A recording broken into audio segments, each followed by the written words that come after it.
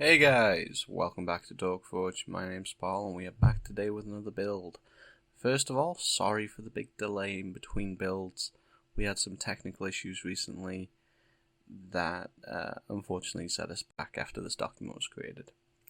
But today, as you may have already guessed, we have a Blood Hunter build. Now this was actually requested by one of our viewers and subscribers. This was requested by Sean Cons, and he just wanted to see what we could do with the Blood Hunter. Now, it's a pretty interesting class. I've looked over it a few times, and it's intrigued me, and I've wanted to do a build before. We have touched on the Blood Hunter in a previous build, the How to Play Whiplash in D&D video, and that was really just a smattering. So this is going to be more focusing on the theme of the Blood Hunter, which is very much a Witcher kind of feel. Of course, this was created originally, I believe, for Vin Diesel for a promotional game for his The Last Witch Hunter movie. So it definitely has that kind of feel about it. But without further ado, let's get into it. Now, just a quick reminder, this document that you see on screen, it is in the description for you to follow along. Completely free of charge, and if you have any suggestions for how we can improve these documents, please leave them in the comment section down below. So the concept's pretty simple, and we've covered it pretty much already. A viewer wanted to know what we could do with the Blood Hunter, and I took a look at it, and the result was turn what appears to be a very risk-reward glass cannon-y class into a bit of a tank. So the highlights from this are going to be a high AC and hit point count, bolstered by a small mountain of temporary hit points you can give yourself. Almost entirely short rest dependent until 15th level, and then completely short rest dependent thereafter. And high non-nova damage. Now let's cover our go-to strategy. Now, obviously one of the core mechanics of the Blood Hunter is the Crimson Rite, which is basically you pick a damage type, you do damage to yourself equal to your Blood Hunter, not your Blood Hunter level, your overall character level. That's an important distinguishing thing. So even if you just have one level of Blood Hunter, because you're just trying to capitalize on the extra damage, you will still take your total character level in damage. And your hit point total will be reduced for as long as the rite is active. So, for this build, we will be, of course, relying on the rite for our regular damage. I believe Rite of the Storm is the best choice because it will be the least resisted, and in my opinion, lightning swords just evoke a very cool mental image. So we will be using a shield and a rapier as we are a dex-based build, and rapier allows us to utilize the biggest damage dice possible. We're going to be using dueling to boost our damage in general, nice +2, and blood rite to push it even further.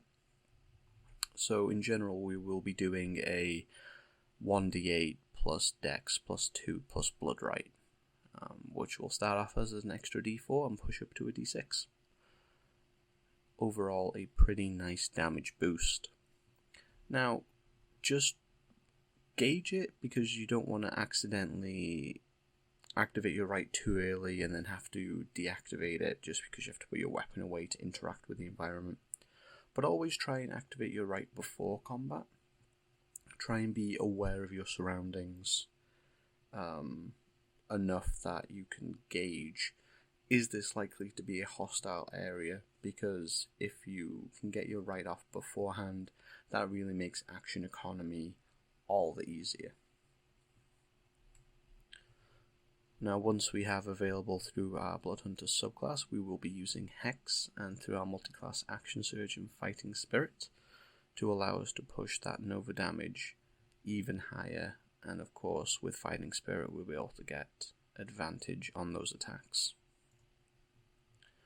And again, just a note to try and activate your rite outside of combat to maximize your action economy. So an example of our damage at 20th level, our Nova round, and that's Action Surge, using Rite of the Storm, Hex. So this is unlikely to be a first round, unless you have snuck up on the enemy and set up your rite and cast Hex on them before you get into the fight.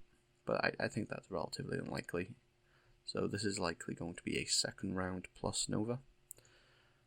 So Hex, Rite, Action Surge, Fighting Spirit, and we would be burning one of our advantages to get an additional attack. So assuming all of those attacks hit and taking the average damage, we would get 140 damage for a round. Which, seeing as we can repeat this every short rest, and we can get something appreciable,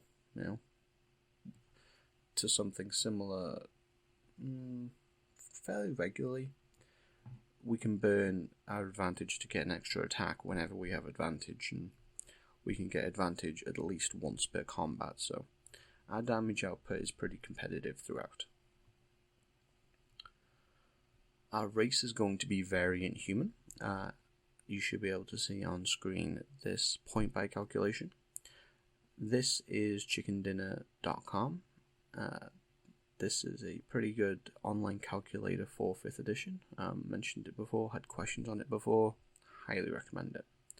So the spread we're going for is dumping strength, as I am inclined to do, pumping dexterity and constitution, and leaving wisdom at a 13. 13 is all we really need. We won't be using our wisdom modifier for much, really. And 13 is the minimum that we need in order to multi-class out of Bloodhunter. That's going to leave us with some zeros in intelligence and charisma, and we'll be able to start with a +3 in dex and constitution. Now, with our variant human feat, we will also be grabbing tough at first level, allowing us to really bump up our hit points. Tough alone will allow you to completely negate the damage of the blood rite, or even allow you to, if you were for some reason inclined to do weapon wield, or if you were using Polearm Master, with Tough and the Blood Hunter you could write off the right damage for 2 weapons or either side of a polearm. It's always a good feat, but when your main class feature really depends on damaging yourself, Tough really excels. Skills. Now again, this is a combat focused build, so really take whatever skills you feel are appropriate for the character concept you have in mind. One thing that I would just remind you of to be careful is that when you pick up Samurai at level 8, you are going to get an extra proficiency or language, so just do a little bit of reading ahead just to see what your options are, so you don't take all of those options early on and then you find yourself having to go with a subpar option to your situation just because you weren't prepared. Now, recommended curses, rites, spells. Oh, so many things. So many things, a little time. Now, we are going to be a bit of a caster. We're just going to have the slightest smattering of casting through our subclass. So, I will cover the cantrips and spells that we do have access to. So, first off, the suggested rite. I've already covered it briefly. Rite of the Storm. Least resisted of the options we get, and it's pretty cool. Curse of the Marked is a pretty obvious one. It's not using our wisdom. It's doubling our rite damage, and if we want to take a little bit of extra damage, we can also take away resistance to a lightning damage if we come across it. Curse of the Eyeless, it's a decent option. It doesn't use our wisdom mod, and it gives you another defensive tool. Ultimately, I have this here because it was the best second option I could see, and we end up with 2 options for our curses. Cantrip-wise, I would personally suggest Light and Mage Hand. Light to help compensate for our human lack of dark vision, and Mage Hand, I imagine if you're a dark hunter, if you are a blood hunter who hunts in the dark a lot, you will most likely come across things that you don't want to touch, whether they be cursed or just gross. Hex is going to be a significant source of damage for us, and it's also worth noting that the secondary effect of Hex, the secondary effect of Hex, which gives disadvantage on skill checks, you can actually, or ability checks, not necessarily skill checks, if you place that on dexterity before a combat initiates, you can actually give your big bad evil guy disadvantage on their initiative, which can be pretty significant. And then for our other spell choice, Armor of Agathis. It's another way for us to grab some temporary hit points, and it's another way for us to do damage without consuming any of our own action economy. Overall, it sounds like a pretty cool spell to me, and I regret nothing in regards to that pun. Now, jumping straight into the level guide. So, levels 1 to 5, we're going to just be straight Blood Hunter, and we're going to pick up Order of the Profane Soul when we get there.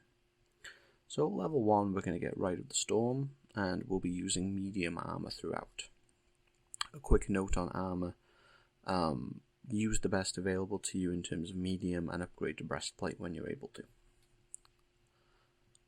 Level 2, our damage is going to get a boost as we take Dueling for our fighting style and we pick up Curse of the Marked for our Blood Maledict. Level 3 is going to let us take a nice long sip of Diet Packed Cola and pick up Order of the Profane Soul. We will be taking the Celestial Patron for that. The spell recommendations are above, and we're also going to get access to a bonus action heal, which is going to consume our Blood Maledict, I believe, but it's going to allow us to heal equal to our right dice rolled twice with our wisdom added on. And this is the only time I can see, besides the flavorful hunting ability at the beginning, that you will actually be actively using your wisdom modifier, unless you take a spell that is dependent on it. So if you want to boost how much healing you can do, then feel free.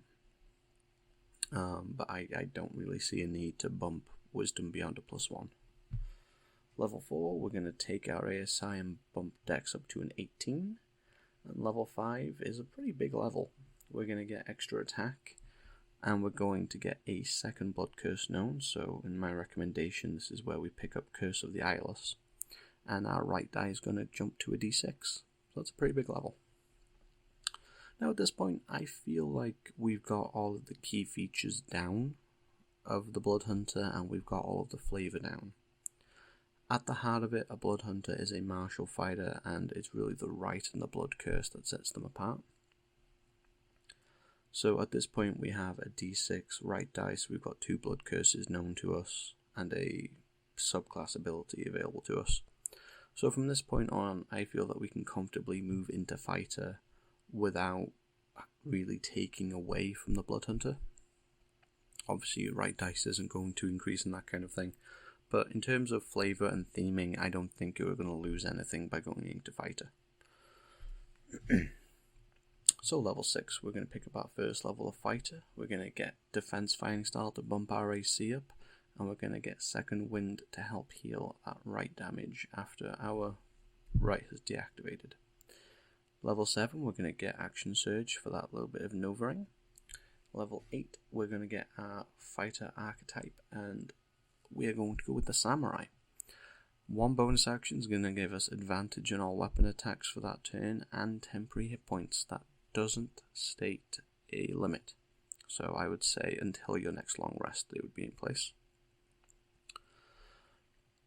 And you're also going to pick up either a language or a skill proficiency, which is always nice.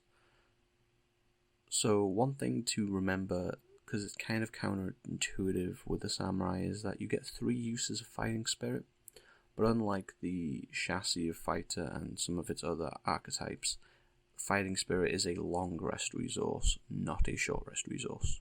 So be careful you don't burn through them all too early. Level 9, we're going to get the first of so many fighter ASIs, and we will max out our dex. 10 is unfortunately a dead level apart from HP and a slightly bigger second wind because we already have extra attack. Level 11, we're going to get another ASI. At this point, I would recommend Medium Armor Master and taking Half Plate. It'd give you an AC of 21 with a shield, and you'd be able to stealth around without any impedance or disadvantage.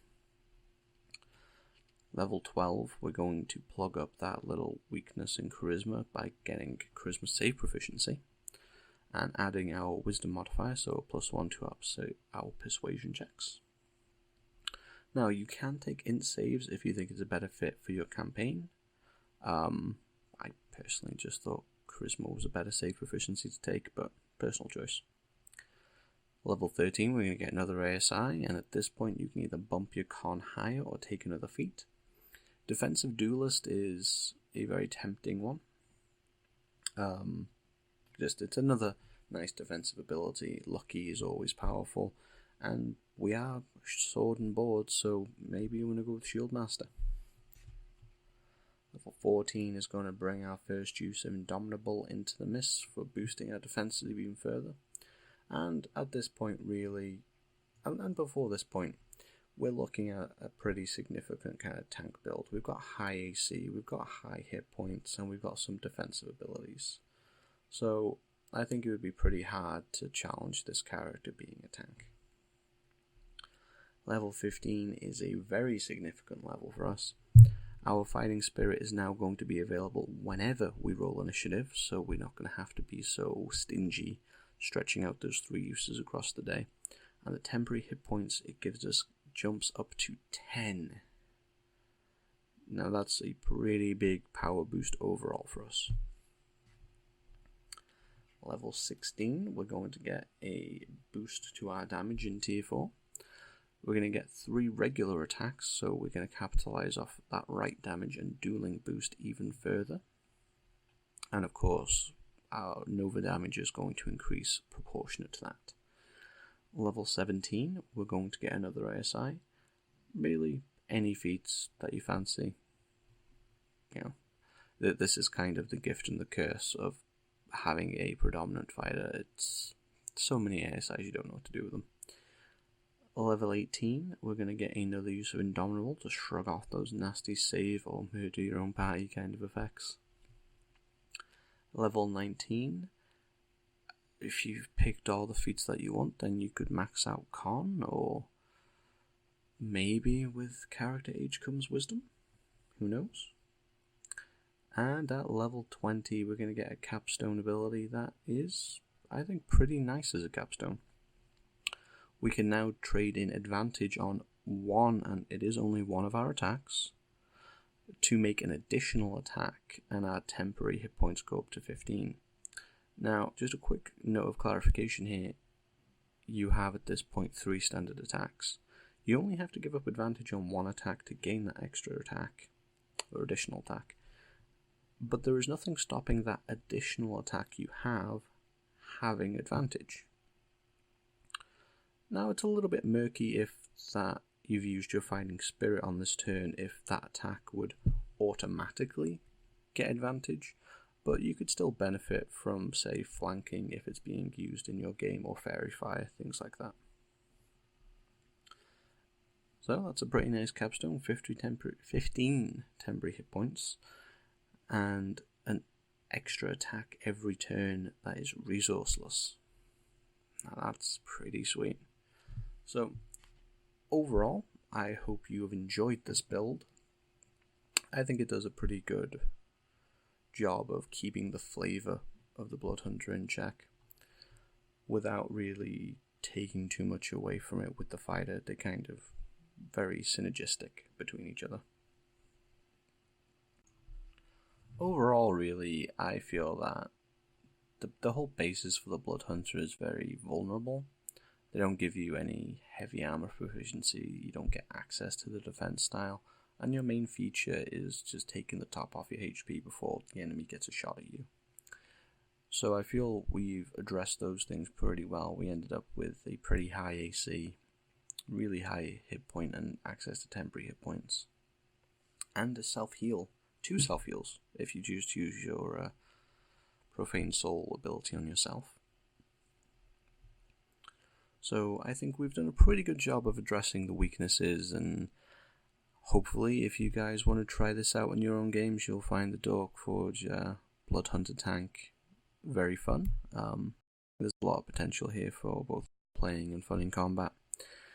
So if any of you have any other requests, like Sean did, then please leave them in the comment section down below. If you would have done this build differently, then please let us know down below. And please give us a like, share this video with your friends, hit that subscribe button, and if you want to know about our future videos, hit that notification button. So, I've been Paul, this has been Dorkforge, and we will see you next time.